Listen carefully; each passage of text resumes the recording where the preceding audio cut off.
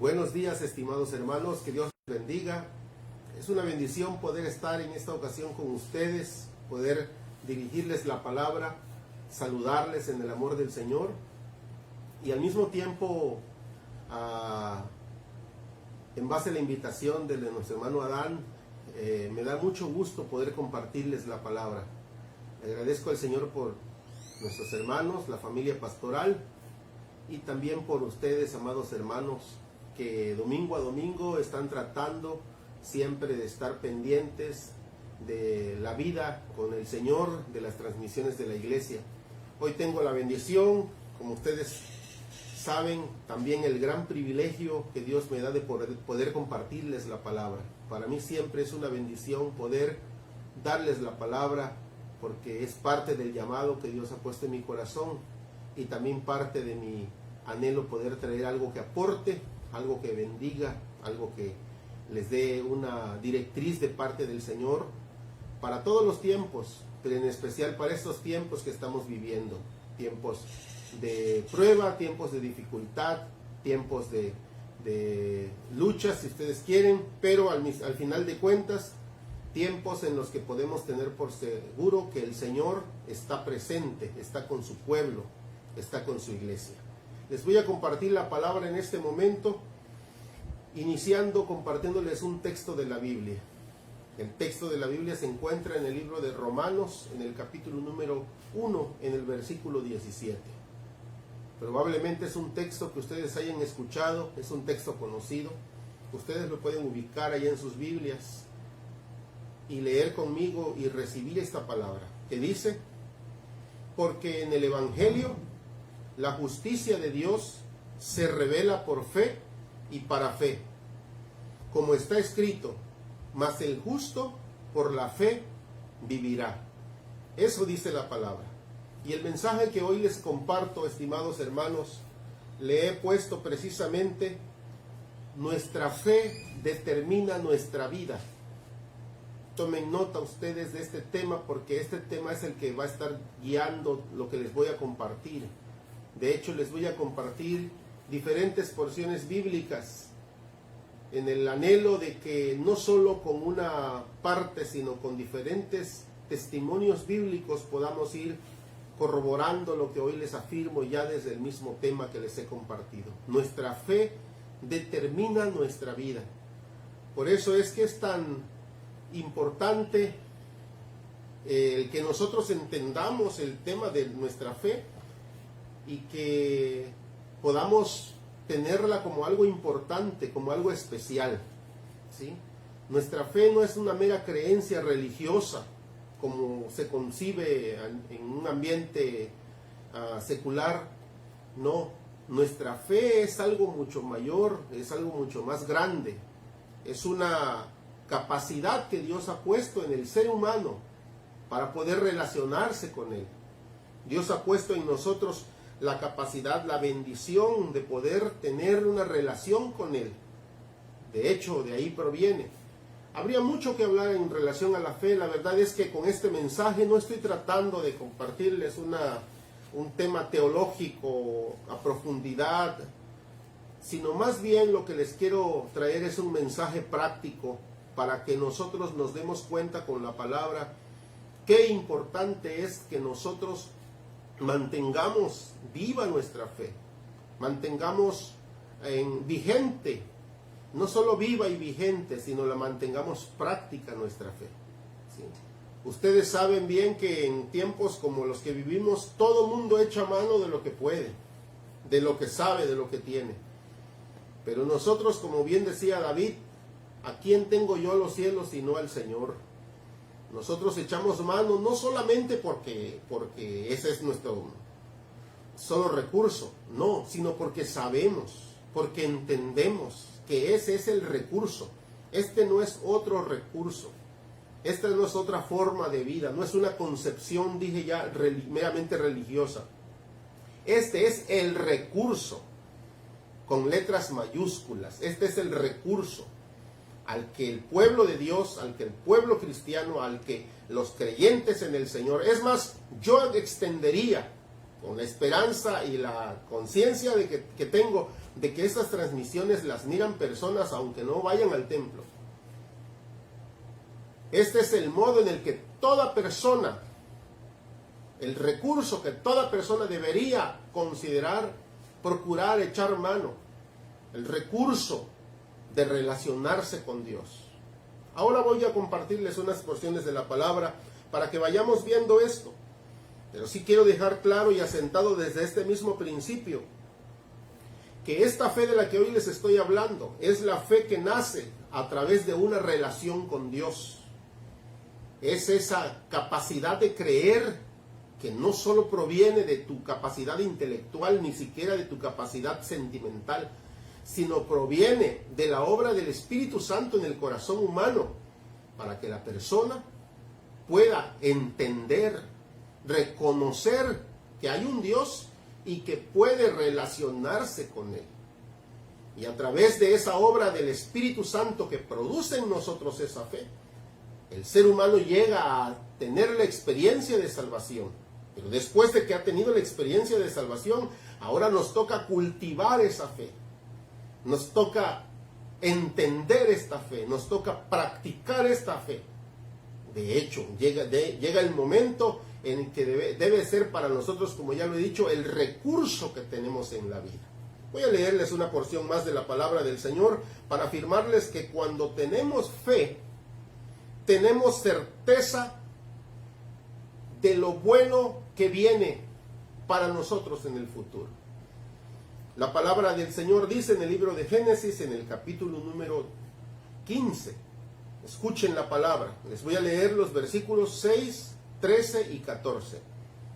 Después de estas cosas, vino la palabra de Jehová a Abraham en visión, diciendo: no temas, yo soy tu escudo, y tu galardón será sobremanera grande. El versículo 13 dice: y creyó a Jehová, y le fue contado por justicia. Entonces, dice el siguiente versículo, entonces Jehová dijo a Abraham: ten por cierto que tu descendencia morará en tierra ajena y será esclava allí, y será oprimida 400 años. Mas también a la nación a la cual servirán juzgaré yo, y después de esto saldrán con gran riqueza. Ahí está la primera afirmación que les estoy compartiendo. Todos ustedes probablemente alguna vez han escuchado que a Abraham se le conoce como el padre de la fe. El padre en el sentido que es el modelo. El primer hombre que en un sentido actual vivió por fe. Fue un hombre justo de parte de Dios, pero no fue justo porque hubiera sido perfecto. Al contrario, Abraham cometió muchos errores como ser humano. Pero cuando él le cree a Dios, cuando él le toma la palabra a Dios, él está ejerciendo la fe de la que hoy les estoy hablando. Cuando Dios le habla y le dice: voy a hacer esto, va a suceder esto, y Abraham le cree, la palabra del Señor nos dice que Dios lo consideró justo porque él le creyó a Dios. Porque precisamente esa es una de las primeras acciones o de los primeros resultados más bien de la fe en la vida, en el corazón del ser humano. Cuando tú tienes fe en que hay un Dios y que ese Dios se acerca a ti y te perdona de tus pecados, si tú te arrepientes y le pides, la palabra del Señor dice que tú eres justificado, igual que Abraham. Dios te declara justo, Dios te considera justo, te lo cuenta por justicia. Alguien dirá: pero ¿y qué pasa con mis errores pasados, mis errores anteriores? Todas mis malas obras son graves, son vergonzosas. Sí, pero cuando tú realmente has creído al Señor, le tomas la palabra que Cristo ha muerto por ti en la cruz y que por fe en Él tú recibes la salvación, el Señor te perdona, te declara justo, así como Abraham. Por eso se le conoce a Abraham como el padre de la fe, porque del modo en el que él le cree a Dios y Dios lo declara justo, Así Dios, en la actualidad, a todo aquel que le cree, Dios lo justifica. Pero no solamente se queda allí la experiencia de Abraham de la que les estoy tratando de explicar en este momento, sino que la palabra del Señor dice que después de que Abraham ha venido de unos días de batalla intensa, de gran peligro de muerte, porque se había ido a enfrentar con un grupo de naciones, cuando habían secuestrado a Lot y a todos los de Sodoma y de Gomorra, y se los habían llevado, Kedorlaomer y todos los demás reyes se los llevaron. Entonces Abraham viene, ya habiendo terminado la batalla, ha alcanzado la victoria, ya pasó ese momento, pero está agotado, y lo más seguro, muy probablemente, porque Abraham era un ser humano como ustedes y yo, probablemente Abraham pensando, ya la libré, ya salí adelante, ya estoy mejor, pero ¿y qué tal si estos reyes reaccionan? ¿Qué tal si estas personas se reorganizan y vuelven a venir contra mí?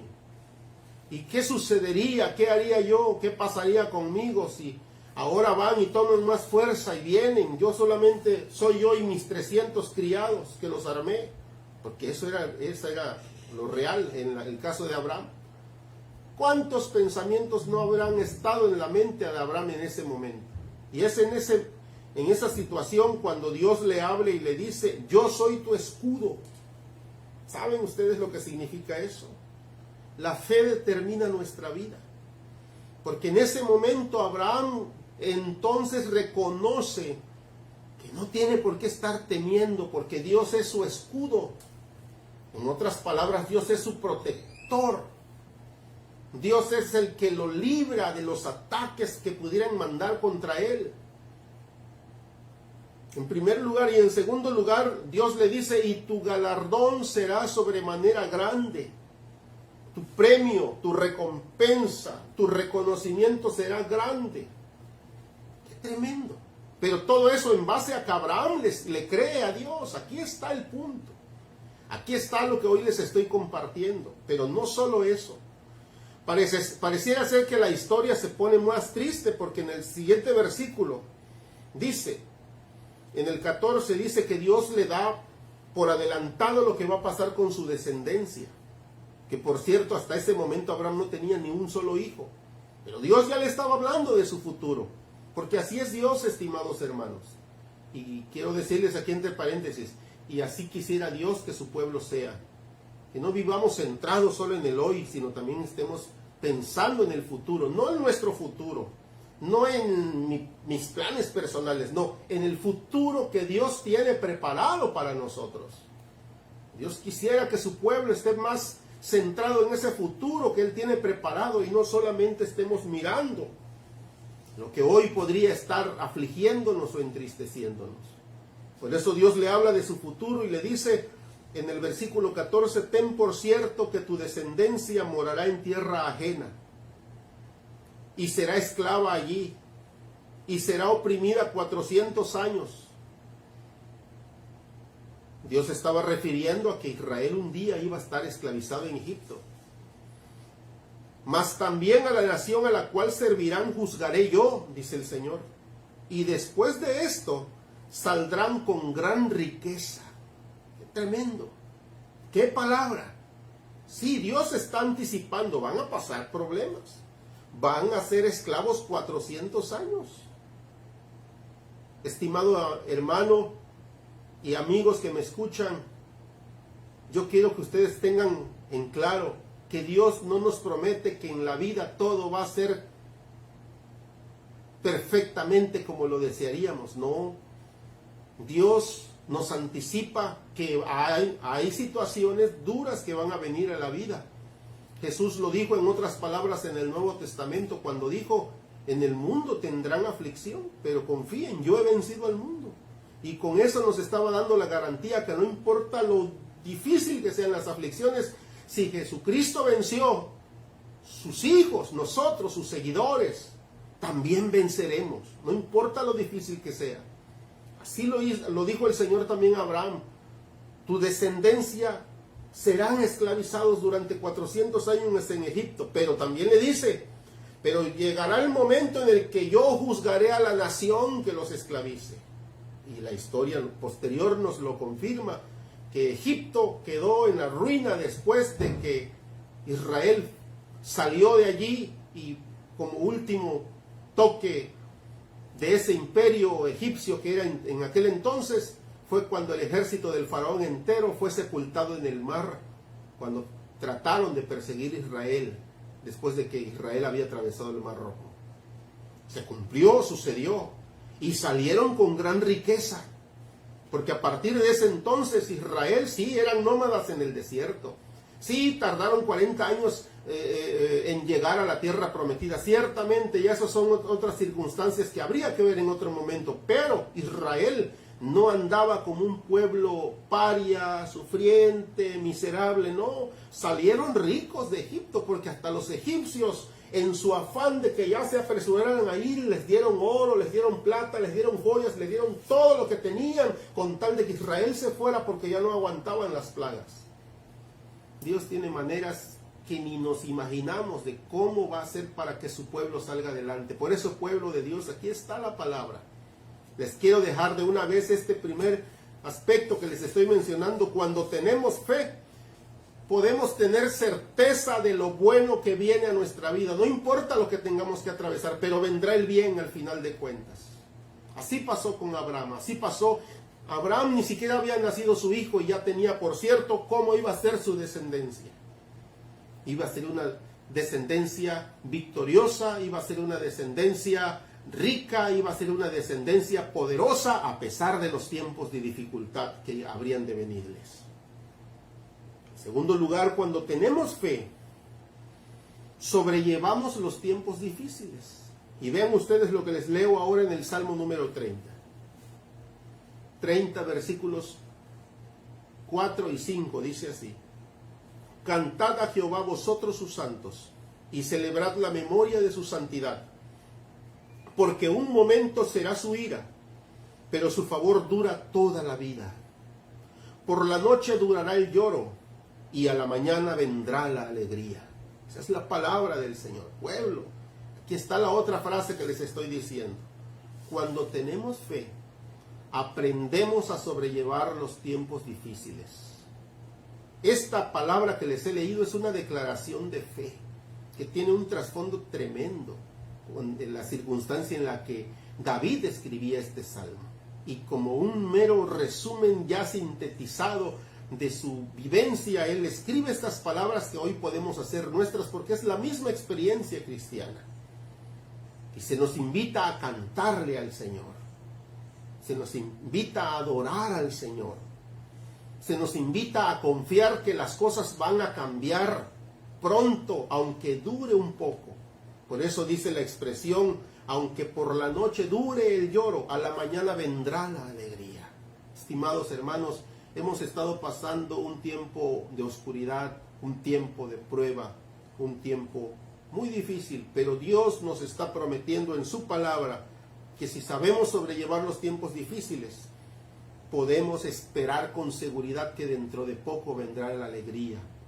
Dice, aunque su ira dure un momento, su favor dura toda la vida. En otras palabras, lo grande que Dios tiene reservado y preparado para su pueblo es tan grande y tan abundante que comparado con lo que sufrimos en nuestra vida, lo que Dios nos da es muchísimo más. Muchas veces los tiempos de sufrimiento, de prueba, de lucha que tenemos que vivir en esta vida son necesarios. Hay cosas, dijera el apóstol Pablo en el Nuevo Testamento, que no entendemos ahora. Solo las miramos como oscuramente, pero un día las entenderemos. Pero hoy sí les puedo decir con toda certeza y que así es también nuestra vida. Hay cosas que están pasando que no entendemos por qué suceden. ¿Sí? No sabemos exactamente a qué se debe, no sabemos. Pero lo que sí les puedo decir es que Dios, que tiene todo el control de todas las cosas, sabe por qué las está permitiendo. Un día entenderemos a qué se debería. Probablemente tenga que ver algo con lo que ahora les voy a compartir. Pero lo cierto es que, entendamos o no entendamos, la palabra del Señor dice que pronto vendrá la alegría. Aunque durante la noche dure la prueba y el lloro, a la mañana vendrá la alegría por la gracia y por la misericordia y por la fidelidad de nuestro Dios.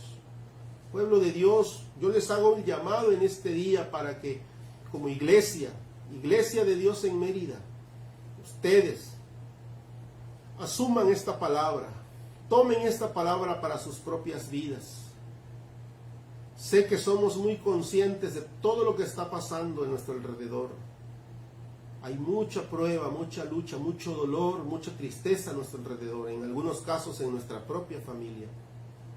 Pero hoy más que nunca, pueblo de Dios, es cuando necesitamos ejercer la fe que tenemos. La fe en el Señor, para que se haga patente, se haga evidente que nuestra práctica cristiana no son meros ejercicios religiosos. No somos meramente religiosos, sino nuestra vida con Dios es una vida de realidad, una fe auténtica. Les voy a leer otra porción bíblica. Isaías 49:8 dice la palabra: así dijo Jehová, en tiempo aceptable te he oído, y en el día de salvación te ayudé, y te guardaré, y te daré por pacto al pueblo para que restaures la tierra, para que heredes asoladas heredades, para que digas a los presos, salid, y a los que están en tinieblas les digas, mostraos. En los caminos serán apacentados, y en todas las alturas tendrán sus pastos. Eso es lo que dice la palabra en Isaías 49:8 y 9. Y aquí con esta palabra lo que les quiero decir de la fe en nuestra vida. Cuando tenemos fe, promovemos el bien de los demás. Y esto también es una parte muy importante de lo que les estoy tratando de transmitir. Yo sé que por causa de los problemas, de las pruebas, todo mundo se está cuidando. Todos nos estamos cuidando, nos estamos guardando y hacemos bien. Es necesario, es correcto, es responsable de parte nuestra. Sin embargo, la palabra nos llama que como pueblo de fe, como pueblo de Dios, aún con todo y los cuidados, con todo y que tenemos que amarnos a nosotros mismos y cuidándonos, también tenemos que pensar en los demás. También tenemos que estar pendientes de los demás. Ustedes deben ser conscientes que hay muchas personas dependientes de ustedes.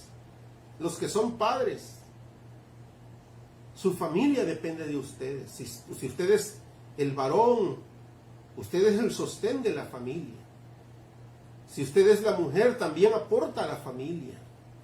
Cuidados, consejos, economía, liderazgo, modelo, ejemplo a seguir, consejos. Los hijos dependen de usted. Los hijos dependen de ustedes. Usted no puede solamente estar pensando en sí mismo. Es bueno pensar en uno mismo. Esto es como dicen en los aviones. En caso de descompresión, primero ponte tú tu mascarilla y después ayuda al de al lado. Pero eso sí, no primero el de al lado, primero tú. Pero tampoco te olvides del de al lado. Así también ahora. En tiempos como estos, piensa en ti, sí, cuídate tú, pero no te desentiendas de los demás. Hay que estar pendiente. Les dije en este momento los más cercanos. Pero hay personas que no son tan cercanas porque no viven en tu casa. Pero también dependen de ti, necesitan de ti. Necesitan, les voy a enumerar algunas cosas que necesitan las personas de ti. Necesitan tus oraciones. Este mundo necesita las oraciones. Tus vecinos necesitan tus oraciones. Tus compañeros de trabajo necesitan tus oraciones. Tus hermanos en la fe necesitan tus oraciones. Sí. Las personas necesitan que tú estés orando, intercediendo por ellos. Tendríamos que darle un poco más de atención a este tema y darnos cuenta con mayor entendimiento de cuánta diferencia hace cuando oramos o cuando no oramos. Necesitamos estar intercediendo por los demás, por los pastores, por los líderes de la iglesia, por los hermanos en la fe, por los más nuevos en la fe. Orar por los que todavía ni siquiera conocen la palabra del Señor. Algunos son familiares tuyos, amigos tuyos. orar por ellos, que el Señor toque sus vidas en medio de estas circunstancias. Y aún yendo más allá, orar por los que ni siquiera conoces. Esta ciudad, la ciudad de Mérida, necesita que el pueblo de Dios esté intercediendo. Necesitamos entonces no solo pensar en nosotros, ni siquiera en nuestra familia nada más, ni siquiera solo en nuestra iglesia, sino pensar en toda la ciudad. La ciudad necesita que el pueblo de Dios tome su lugar, asuma su postura de pueblo, de sacerdotes del Señor. La última vez que estuve con ustedes en la iglesia les hablaba de que delante del Señor, según la palabra, somos los sacerdotes, el real sacerdocio. Y a este real sacerdocio es al que Dios quisiera ver en estos tiempos intercediendo por Mérida. Es tiempo de que entonces veamos por los demás. De eso se trata esto. Cuando nosotros tenemos fe, procuramos, promovemos el bien de los demás. Es lo que dice aquí la palabra. El texto que les acabo de leer dice: para que restaures la tierra, para que heredes asoladas heredades, para que digas a los presos salid, o sea, sean libres, y a los que están en tinieblas mostraos, no sigan ustedes allí tristes. En otras palabras, la palabra del Señor nos está diciendo: es tiempo, Dios te ha llamado, Dios te ha puesto en tiempo aceptable, o sea, tiempo preciso, como le dijo Mardoqueo a Esther. Para esta hora es que has sido preparado, para esta hora tenías que ser preparado para estos días, para que ahora asumas tu lugar, asumas tu acción, tomes las acciones necesarias. Eso es lo que Dios quiere de nosotros. Ese es el pueblo de fe, mis estimados hermanos. Esa es la fe que tenemos. Levantarnos a favor de otros, ver por los demás. Nadie tiene mayor amor que este, dijo el Señor, sino que el que alguno dé su vida por sus amigos. Y la manera de dar la vida es estar viendo, velando por los demás, orando por los demás. Sí, allí no se trataba nada más de que diga el Señor que mueras por los demás, sino que vivas por los demás, que des tu vida por los demás, que estés procurando ayudar a los demás, ver qué puedes hacer. No sé, ahí me quedé corto tal vez, hay tantas cosas que se pueden hacer. Puedes levantar tu teléfono y hacerle una llamada a alguien. Tú no sabes cuánto conforta una llamada a alguien que está pasando una prueba, que de repente un momento de estrés, de ansiedad, de preocupación, le relaja, le ayuda, le levanta. Cuando alguien le llama, les da una palabra, hacen una oración con ellos. Cuántas cosas no podemos hacer. Y no solamente nos centremos en los iguales nuestros, piensa en las personas, como dice la palabra, que están en eminencia, en las autoridades.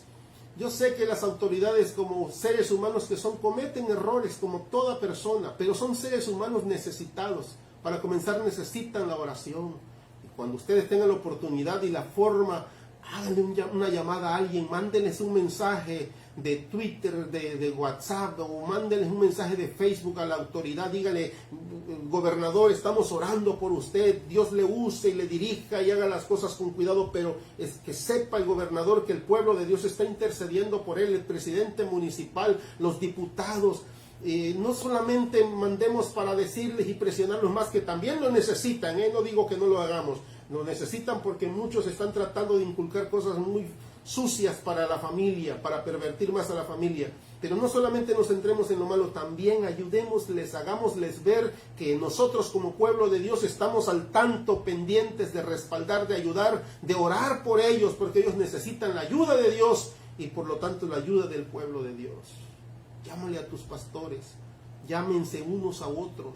De eso se trata esta palabra del profeta Isaías, de que no estemos nada más en nosotros mismos. Dije, comienza por tu propia familia, ve por tu cónyuge varón, ve por tu esposa, platica con ella, dale su tiempo, ve por tus hijos también. Hijos, vean por sus padres también, vean por sus abuelos, por sus tíos, por sus primos, sí, pero también extiéndete mucho más allá, porque muchas personas necesitan, sobre todo de la gente de fe. Sé que ahí en las redes hay psicólogos dando consejos gratis, los que enseñan de pensamiento positivo están transmitiendo conferencias gratuitas, pero ellos hacen hasta donde pueden. Ustedes saben que ellos hacen su esfuerzo hasta donde su capacidad les da, pero yo sigo con la convicción y la seguridad de quienes tienen una verdadera palabra que necesita este mundo es el pueblo de Dios, porque tenemos la palabra de Dios, porque tenemos en nosotros el Espíritu Santo, que lo que quiere es que le dejemos hablar a través de nosotros. Pues hagamos, veamos, levantémonos somos pueblo de Dios. Y por último, el texto bíblico, el último texto de esta palabra que hoy les comparto, está en Marcos capítulo 7, versículo 12, y dice: se juntaron a Jesús los fariseos y algunos de los escribas que habían venido de Jerusalén, los cuales, viendo a algunos de los discípulos de Jesús comer pan con manos inmundas, esto es, no lavadas, los condenaban. El pasaje es largo, ustedes pueden leerlo completo en sus casas, pero hoy yo se los comparto para decirles una cosa: hoy más que nunca, los que tenemos fe, tenemos que ser auténticos, ¿sí? Eso es una de las cosas grandemente positivas de lo que está sucediendo hoy en el mundo, en México. ¿Por qué lo digo positivo? En medio de todo lo negativo que está sucediendo, esto es lo positivo, diría yo. Que el que es cristiano en el tiempo actual lo es de a de veras. Y el que no lo era de por sí, por eso hoy ni se preocupa. Si acaso solo añora el romanticismo de ir al templo y saludar a los hermanos y hasta ahí, pero que añore estar en la presencia de Dios, recibir palabra de Dios, tener una relación con Dios, no lo añora porque no lo era. Pero el que sí lo es, de por sí era cristiano, hoy mantiene esa vida cristiana, mantiene esa autenticidad. ¿Y por qué uso este texto bíblico? Porque si ustedes leen un poco más adelante de estos primeros versículos del capítulo 7 de Marcos, ustedes se dan cuenta que en respuesta a esa actitud de los fariseos es cuando el Señor dijo: bien está escrito, este pueblo de labios me honra solamente, pero su corazón está lejos de mí. Una de las cosas que Dios más lamenta es cuando el pueblo de Dios solamente aparenta las cosas, pero no las vive de verdad, pero no las hace de corazón. Cuando, como decimos nosotros en nuestro hablar cotidiano, cuando solamente se hacen las cosas de labios para afuera, pero no hay un corazón verdadero, no hay una entrega basada en una relación con Dios. El Señor Jesús reclamó esto desde el Antiguo Testamento, prácticamente. En el Nuevo Testamento, en el texto que estoy citando, el Señor solo está recalcando lo antiguo.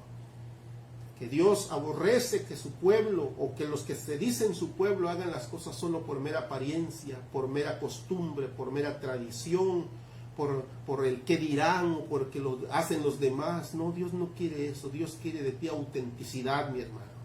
Dios quiere de nosotros autenticidad. Dios espera y necesita que su pueblo sea auténtico, que nos pongamos realmente a buscarle de corazón, a servirle de corazón. Pero esto proviene cuando tenemos fe. Por eso estoy hablando de que la fe determina todo. La fe determina todo, determina si eres auténtico o no. Tú no puedes decir yo soy auténtico, bueno, mejor dicho, cambiándole. Tú no puedes decir yo tengo mucha fe si tu vida cristiana no es auténtica. La vida cristiana auténtica comienza cuando tú tienes una relación personal con Dios.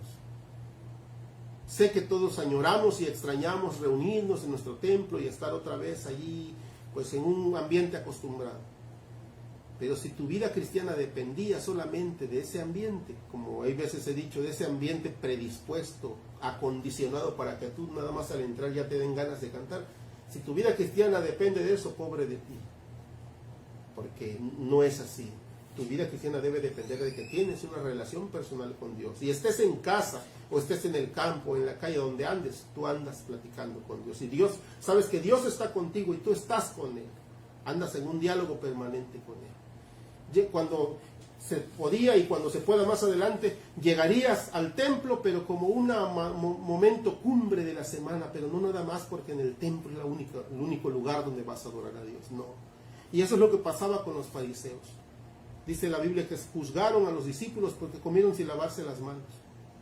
¿Sí?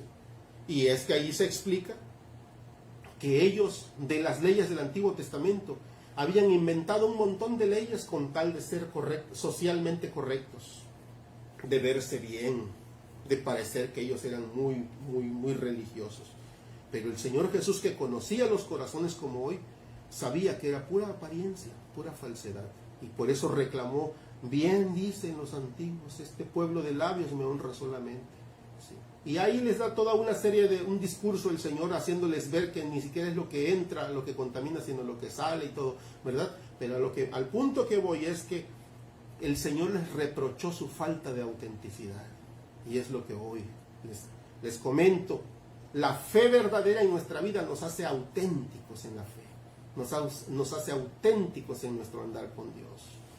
Pueblo de Dios, necesitamos entonces, si la fe que nosotros vivimos y tenemos en Dios determina nuestra vida, y si la determina, entonces necesitamos darle atención y cultivar nuestra fe. Y con eso voy a terminar para que haga una oración con ustedes y pedirles que oren con su servidor. Quiero orar por ustedes. Que Dios nos ayude a todos. Todos necesitamos vivir la fe verdadera, no solamente una mera costumbre, sino la fe auténtica en el Señor. Y por repetitivo que se oiga, se los voy a tener que decir como parte de mi conclusión de este mensaje. ¿Cómo vamos a hacer que nuestra fe esté floreciente, fortalecida y nosotros por lo tanto la ejerzamos? Porque para eso es. Lo primero que necesitamos hacer es afirmar nuestros tiempos de oración, nuestra plática diaria con Dios. Necesitamos ponerle empeño, porque cuando oramos no solamente es un pedir y pedir, sino es una relación con Dios.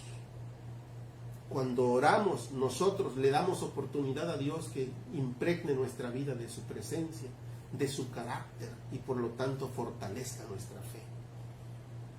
Así que, como les dije, orar no solo es pedir y pedir, sino orar es relacionarse con Dios en el Espíritu. Es tiempo de cultivar, de reafirmar, de retomar la práctica, de buscar al Señor cada día. Antiguamente hasta se nos pedía contar cuántas horas de oración hacíamos al día. Hoy no se pide eso porque se encontró que igual se estaba cayendo en solamente falsedades. No te voy a decir entonces que cuentes cuánto tiempo, cuántas horas oras, sino que tú ores hasta que sientas que realmente Dios toca tu corazón. Entonces estás orando realmente. A veces eso pasa a los 5 minutos, a veces eso pasa a la hora o a la hora y media, pero no hay tiempo que lo determine, sino el punto es que tú entables una verdadera comunicación con Dios en oración. Lo segundo que tenemos que estar haciendo, y esto es determinante igual para que nuestra fe sea fortalecida y auténtica y rija nuestra vida, es estudiar la palabra de Dios. De ahí proviene la fe. Miren lo que dice el texto: la fe viene por el oír y el oír por la palabra de Dios. Cuando estudiamos la palabra, nos llenamos de ella, la reflexionamos, la pensamos, la andamos todo el día rumiándola donde estemos. El Espíritu Santo usa eso para fortalecer tu fe y tú te conviertes en una persona de fe. Quiero decirles, mis hermanos, que para tener fe y para cultivar nuestra fe no necesitamos tomar tantos cursos. Lo que necesitamos es eso, leer más la palabra, pero leerla, estudiarla, meditarla. Y es más, antes de abrir siquiera la palabra, haz una oración, dile: Señor, háblame, toca mi corazón con la palabra que voy a leer. Y ahí es donde Dios trabaja y va fortaleciéndote para que seas una persona de fe auténtica. En general, nuestra fe la cultivamos y se fortalece realmente cuando nosotros practicamos las disciplinas espirituales. Cuando adoramos, cuando cantamos, cuando damos, porque eso también es parte de las disciplinas espirituales. Y por último, aparte de lo ya mencionado, nuestra fe la fortalecemos, la hacemos más evidente en nosotros cuando la practicamos, cuando hacemos actos de fe. La fe en la vida cristiana es como los músculos del cuerpo. Los músculos del cuerpo, cuanto más los usas, más se ponen fuertes. Si tú no haces ejercicio, no haces trabajo físico y todo eso, tu cuerpo está todo flácido, ¿sí? Está todo suavecito, débil en cierto modo, no están fortalecidos los músculos. Pero cuando tú ejercitas, trabajas físico, aunque no vayas a un gimnasio, pero trabajas en lo físico, tu cuerpo se mantiene macizo, fuerte, fortalecido.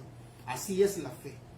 La fe, si nunca la pones en práctica, siempre va a ser endeble en ti. Pero si tú eres una persona que te atreves a orar por un enfermo, por ejemplo, caray, ahí va Dios trabajando y ejercitándote en la fe. Te atreves a dar tu diezmo, entonces ahí se va ejercitando tu fe. porque se requiere fe para dar tu diezmo. Das tu ofrenda, ayudas al necesitado, todo eso son actos de fe, ¿sí? Y una serie de situaciones. La fe en general se practica cuando obedeces la palabra de Dios.